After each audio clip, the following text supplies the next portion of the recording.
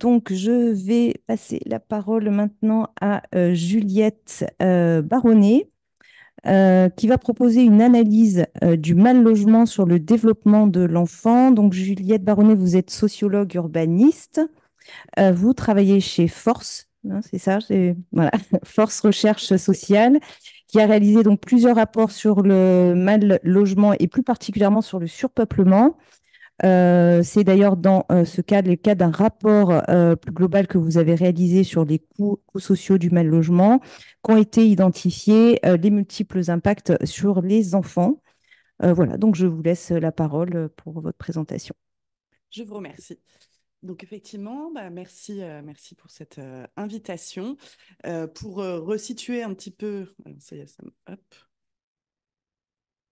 pardon. Je pense que mon collègue est en train de l'envoyer dans Zoom. Un peu de patience, Ah, ça d'accord. va arriver. Et je pense qu'il est en train euh, d'adapter les besoins. Cédric, tu nous dis quand c'est bon. C'est la joie du direct aussi. Ça y est, il est affiché dans Zoom. Et donc ça marche normalement. Vous allez pouvoir. Euh, Ah, oups, non. Il est passé sur Excusez-moi. l'autre. Non, non, mais vous y êtes pour rien. Ok. J'appuie sur la flèche à droite? Oui, je vais pas. Non, non. Cédric, tu nous dis quand c'est bon. Ça n'a pas l'air d'être le cas. On va D'accord, patienter un mais peu. je peux commencer par me présenter, j'ai pas besoin de diapos pour ça. Donc Juliette Baronnet, je suis responsable d'études depuis plus de 15 ans maintenant dans un bureau d'études à statut associatif qui s'appelle Force Recherche Sociale, qui existe lui depuis 60 ans. C'était une fondation au départ et qui a cette particularité de à la fois de travailler comme tout un tas de bureaux d'études aujourd'hui sur de la commande publique en réponse à des appels d'offres, mais qui a toujours gardé un pied un peu dans la recherche et dans le terrain. Et on est très attentif aussi à fonder toutes nos études et nos travaux, y compris pour les commandes institutionnelles, majoritairement sur le terrain. C'est un feu vert que mon C'est un collègue m'a feu donné. vert. Donc, ça va être bon, c'est parti. Et donc voilà, bon, j'étais en train de faire la présentation. Sachez effectivement aussi que depuis son existence, Force Recherche Sociale édite une revue trimestrielle, même si nous sommes toujours évidemment en retard sur la parution des numéros, même très en retard en ce moment. Voilà, mais c'est pour vous montrer effectivement le lien qu'on a toujours gardé dans un peu l'identité de ce bureau d'études avec cette idée de valoriser les travaux et valoriser la recherche. Dire aussi que, entre autres commanditaires, comme on dit dans notre jargon, même si c'est pas très joli comme terme, donc on travaille beaucoup pour pour la commande de collectivités locales, de l'État, des associations, les bailleurs sociaux, dont l'USH, ici représenté, je crois. Mais effectivement, ça fait plus de 20 ans maintenant qu'on travaille chaque année pour la Fondation Abbé Pierre dans l'élaboration de son rapport annuel sur l'état du mal logement en France.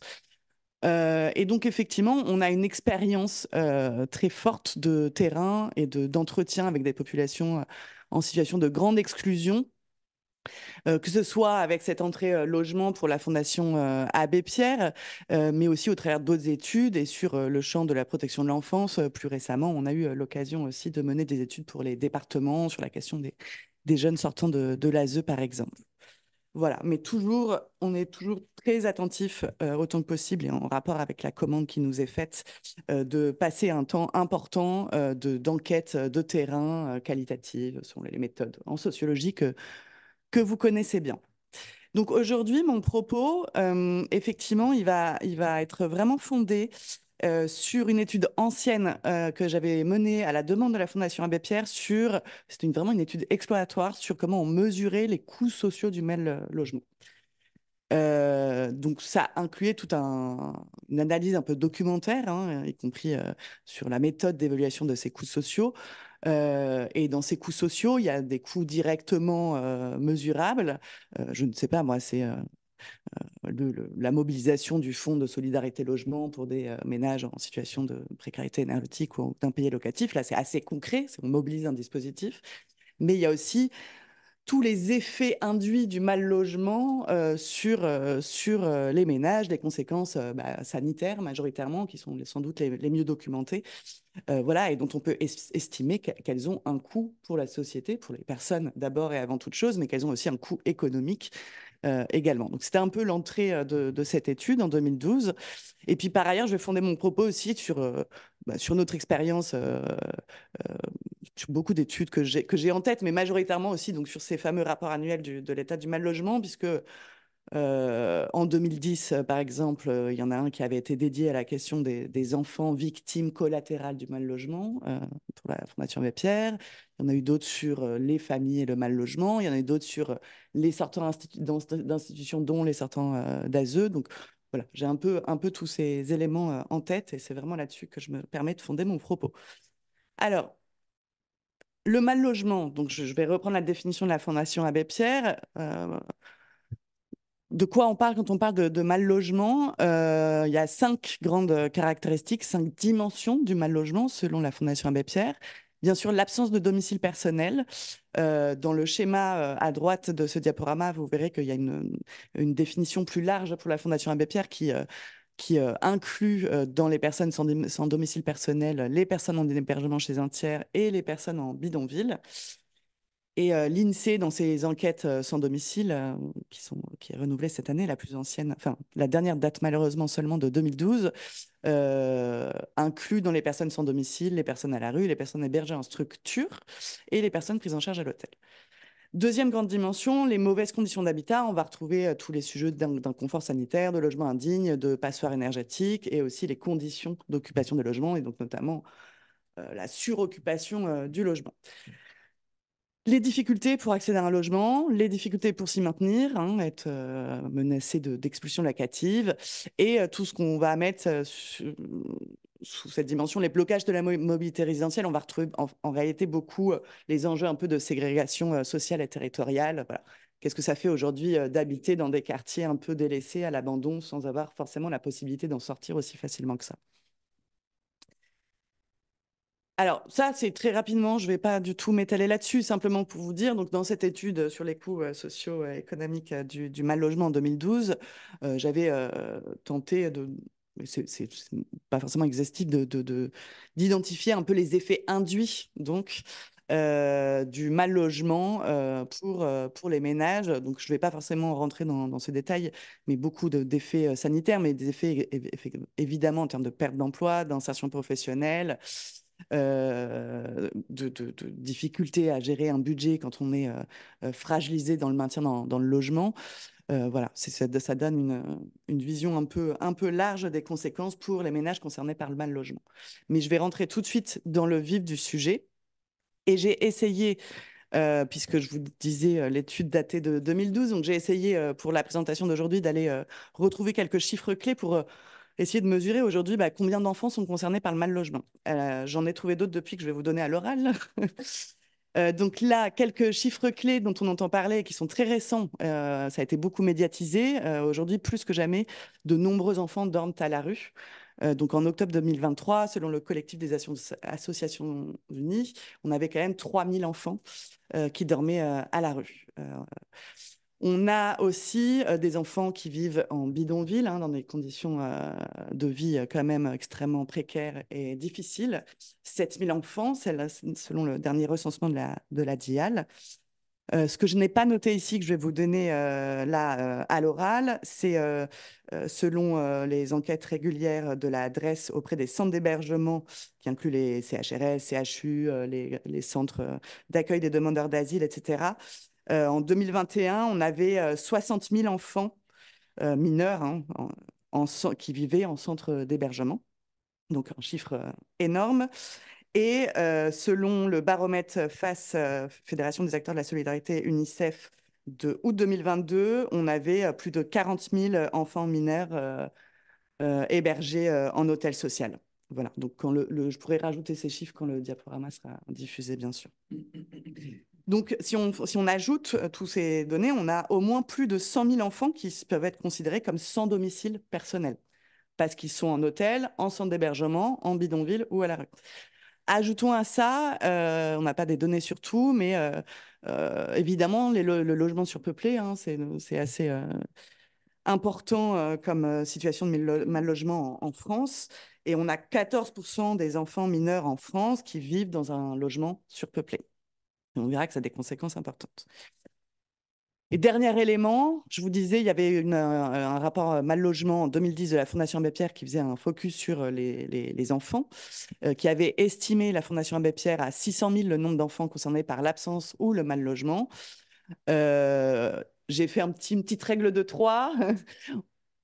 Je pense que tout le monde est d'accord pour considérer qu'en 2023, a priori, les conditions de logement ne se sont pas améliorées. Donc, je dirais qu'à minima, aujourd'hui, étant donné que la Fondation Abbé Pierre en 2023 a recensé 4,150 millions de personnes mal logées. Si on fait cette petite règle de 3, on serait au moins à 700 000 enfants aujourd'hui qui pourraient être concernés par le mal logement au sens de la Fondation Abbé Pierre. Alors, voilà. Donc, je vais vous présenter 3 grandes conséquences majeures sur le développement des enfants, de ces situations de mal logement. Donc, c'est vraiment fondé sur une revue documentaire. Des choses aussi qu'on a pu voir dans nos entretiens avec des familles, bien entendu. Donc évidemment, premier effet qui est le mieux identifié dans les études aujourd'hui, ce sont les conséquences sanitaires. On parle beaucoup, hein, évidemment, des situations à risque pour la grossesse, pour aujourd'hui, on le dit comme ça, les 1000 premiers jours de l'enfant, c'est-à-dire en gros le développement de l'enfant jusqu'à ses 3 ans. C'est des choses qui sont bien connues, je dirais, qui commencent à être prises en charge aujourd'hui par les politiques publiques, mais effectivement, des signaux très très forts et des corrélations assez évidentes entre des situations d'errance résidentielle, quand on passe d'un hôtel à l'autre, ou quand on vit à la rue, plus encore, un moindre suivi de grossesse et des liens évidents avec des taux de mortalité infantile, d'accouchement prématuré, de retard de croissance, de faible poids de naissance. Ce qui a été assez documenté aussi, c'est les conditions de vie à la rue en bidonville. On peut bien imaginer les divers problèmes d'hygiène que cela peut poser. Ça a été documenté notamment en bidonville, avec le risque de propagation d'épidémies aussi. Sur les conditions de logement indignes, ce qui est très surveillé encore aujourd'hui en France et donc bien mesuré, c'est les risques connus et documentés de saturnisme pour les enfants. Les dernières données que j'ai pu trouver, on était encore à 500 à 700 cas diagnostiqués par an entre 2015 et 2018. Mais c'est aussi fortement documenté aujourd'hui l'impact des logements indignes sur les maux comme les otites, la prévalence de l'asthme, l'eczéma, et aussi, quand on parle de passoires thermiques, des risques d'intoxication au monoxyde de carbone. Mais plus largement, le mal logement au sens large, et notamment les logements surpeuplés, ou quand on vit à l'hôtel de manière évidente, c'est aussi toutes les conséquences sur le développement psychomoteur des enfants, qui identifient très bien les professionnels qui interviennent à domicile.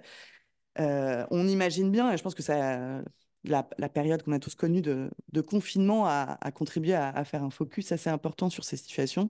On imagine bien qu'effectivement, ça a un impact d'enfants qui sont, pour le coup, contrairement à nous qui avons connu ça sur une période de 2 mois en 2020, qui vivent sur une période bien plus longue cet effet un peu de confinement à l'échelle d'une pièce partagée avec les parents, avec les frères et sœurs, ou dans des conditions de vie à l'hôtel, qui ne peuvent pas explorer l'environnement, qui, faute de place, sont exposés à des dangers ou des risques d'accidents domestiques. Vous avez, je ne les lis pas, hein, vous avez des verbatims de professionnels à côté qui expliquent bien, effectivement, et de troubles du sommeil. Voilà, quand on n'a pas l'espace et qu'on laisse son bébé dans un lit à barreaux toute la journée, ça induit effectivement des troubles du sommeil importants. Et puis, ce qui a été documenté que j'ai parmi là, c'est évidemment, hein, vous l'avez évoqué, il y a eu de nombreuses enquêtes, la première du SAMU social, l'enquête Enfam, et une dernière enquête qui montre bien les conditions de vie des enfants à l'hôtel et l'impact en termes de santé mentale que je n'ai pas remis ici, mais évident sur la souffrance psychique, des symptômes dépressifs, etc. Et puis, ne pas oublier que dans les cas les plus graves de longues maladies, on a aussi des vrais sujets qui reviennent assez souvent d'enfants hospitalisés, euh, qui sont longuement hospitalisés parce que le retour à domicile est impossible, les conditions de logement ne permettant pas d'assurer les soins à domicile.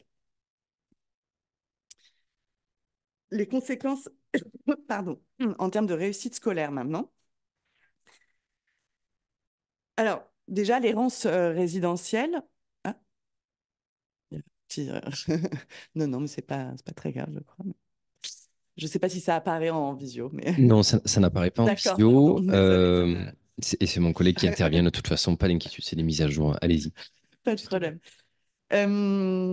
Donc, sachez, on parle de droit au logement, hein, ça a été évoqué, j'ai cru comprendre à la première séance, et puis il y a le droit normalement à la scolarisation. Sachez que ce droit à la scolarisation est aussi lui-même parfois remis en question pour des enfants qui vivent en errance résidentielle, à l'hôtel, en bidonville, avec des conditions encore d'inscription parfois à l'école qui sont parfois un peu remises en question par certaines communes. C'est encore des situations qui existent, hein, fort heureusement pas le cas de toutes les communes, mais ce droit à la scolarisation est encore parfois remis un peu en question. Et à minima, on imagine bien que pour les enfants qui sont déplacés d'un hébergement à l'autre de manière successive, ils sont soumis de toute façon à de nombreuses ruptures dans leur scolarité. On imagine bien l'impact que ça a sur la poursuite de cette scolarité et sur la réussite scolaire. Là aussi, je pense que c'est assez largement médiatisé aujourd'hui et vous avez tous ça bien en tête. Dire par contre que des études l'ont prouvé, ce lien entre mal logement et risque de retard scolaire, y compris sur d'autres dimensions. Là, j'ai parlé d'errance résidentielle, mais des études dites économétriques qui mesurent en fait toutes choses égales par ailleurs, c'est-à-dire conditions de revenus et conditions et composition familiale égales, qui mesurent l'impact et isolent l'impact de vivre dans des situations de logement indignes sur le retard scolaire. Et donc ça a été prouvé. Grandir dans un logement humide ou bruyant augmente la probabilité de retard scolaire au collège de 4 points. Et le surpeuplement a un impact encore plus fort. Un élève occupant un logement surpeuplé a 1,5 fois moins de chances d'être en situation de réussite scolaire. Autre donnée, parce que c'est plusieurs sources, hein, 50, pour le dire autrement, 50% des enfants de 13 ans vivant dans un logement surpeuplé seraient en situation de retard scolaire, contre 33% pour les autres. Et là, c'est vraiment toutes choses égales par ailleurs. Et à prendre en compte, bien sûr, il y avait une étude qui date de 2005 maintenant, ce risque peut être aggravé par la ségrégation sociale et territoriale. Je vais lire cet extrait de l'étude menée par Dominique Gou, je crois, et Éric Morin, pardon. Les différences de taux de retard scolaire environ égales à 20 points entre les 50% les plus riches et les 50% les plus pauvres sont encore de 20 points selon que l'on occupe ou non un logement surpeuplé, et encore de 20 points, selon que l'on habite dans un voisinage défavorable ou non. Donc, des impacts aujourd'hui assez bien documentés aussi en termes de réussite scolaire. Et dernière conséquence sur laquelle je voulais revenir, qui font là aussi souvent écho, pas toujours, écho à l'actualité pour les derniers éléments, me semble-t-il.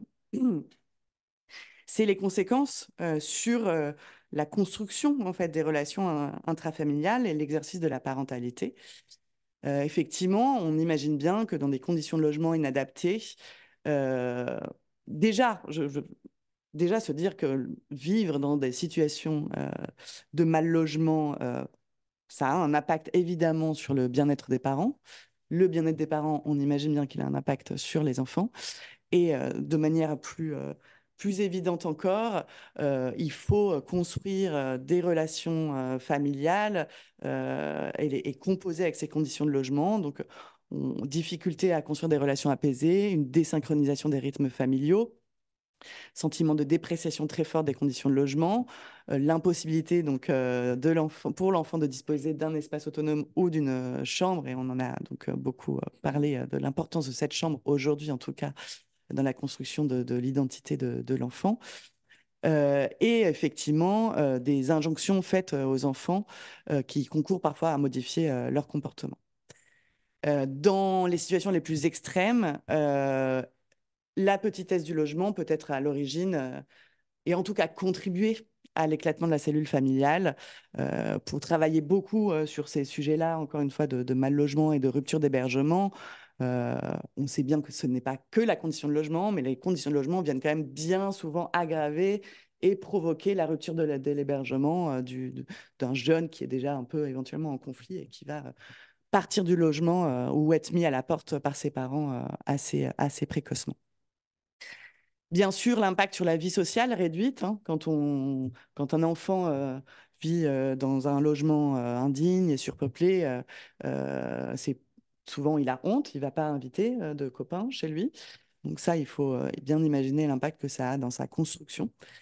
Et c'est là où je disais ça avait fait beaucoup, ça fait un peu écho à l'actualité récente en tout cas.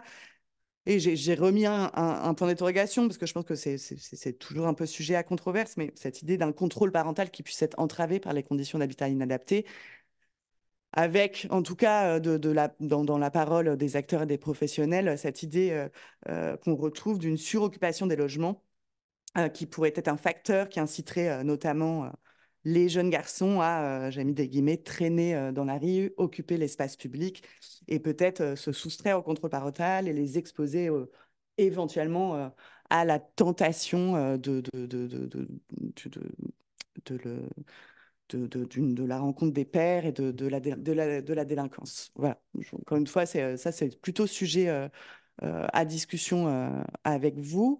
Et par contre, je trouve ça intéressant, j'ai mis en bleu, justement par rapport au discours qu'on a beaucoup entendu l'été dernier suite aux émeutes, où on remettait beaucoup en question le rôle des parents et des mères seules avec les enfants.